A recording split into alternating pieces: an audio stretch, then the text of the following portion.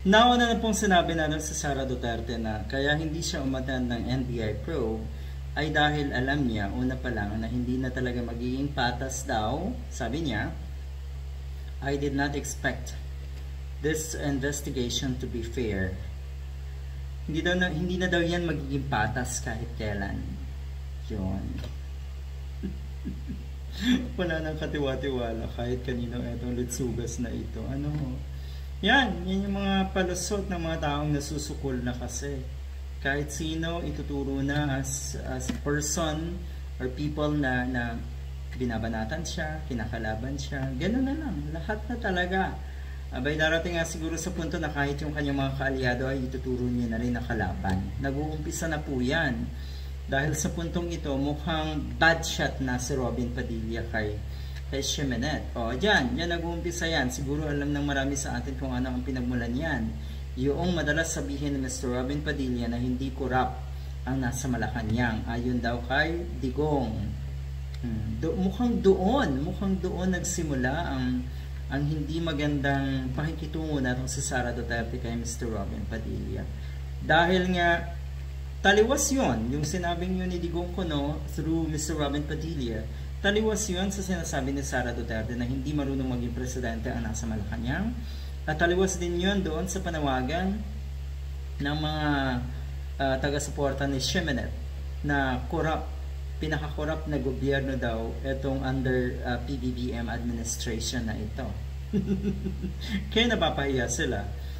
Sara skips NBI probe. It will not be fair or this will never be fair anymore. Kaya hindi niya daw sisiputin. So yun pala, sabihin nyo na lang kasi sana or sinabi nyo na lang sana nung una na hindi kayo sisipot para kahit papano magkaroon na ng plan B at kung ano man ang aksyon na pwedeng gawin ng NBI. Hindi naman daw siya magtatago. Wala daw siyang planong magtago.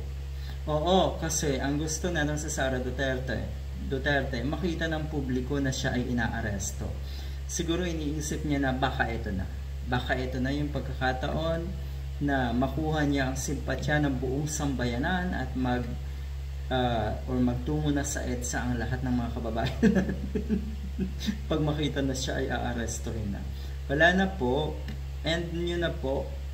Noong una na kayo po ay nagbulalas ng kung ano-anong pagbabanta sa nasa Malacanang. Ang dami niyong sinabi doon sa press briefing na yon na madilim.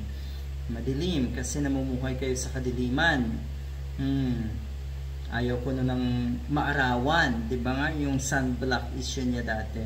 Ayaw niyang maarawan dahil hindi siya sanay sa araw. Sa kadiliman kasi sanay ang mga katulad natin si Sara Duterte. So balikan lang natin. Yung sinasabi ni Sara Duterte na yun nga kuno ay may gustong magpapatay sa kanya, yung press briefing na yun talaga ang inakala niya na magiging hudyat para mag-alsa, para lumabas na ng kalsada ang mga kababayan natin. Kung talagang may alas ka, kung talagang may video ka kuno na gusto mong ilabas, may hinahawakan kang alas laban sa nasa Malacanang, sana yun na lang ang nilabas mo, yung video na yun, diba? Baka kasi yung video na yan ay katulad din ng nangyari nung Pulveron issue na yun pala ay fake. So, yan. Diyan kayo nagkakandaletsa-letsa sa mga estilo nyo na pawang kasinungalingan ang pundasyon ng lahat ng ito. Yung mga banta sa buhay nyo ay yun nga, yun naman daw ay drama lang.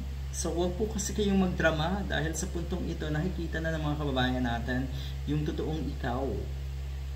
Okay? At ang gusto ng mga Filipino syempre ay yung nagtatrabaho, hindi yung nagdadrama. Puro ka drama eh. Good luck.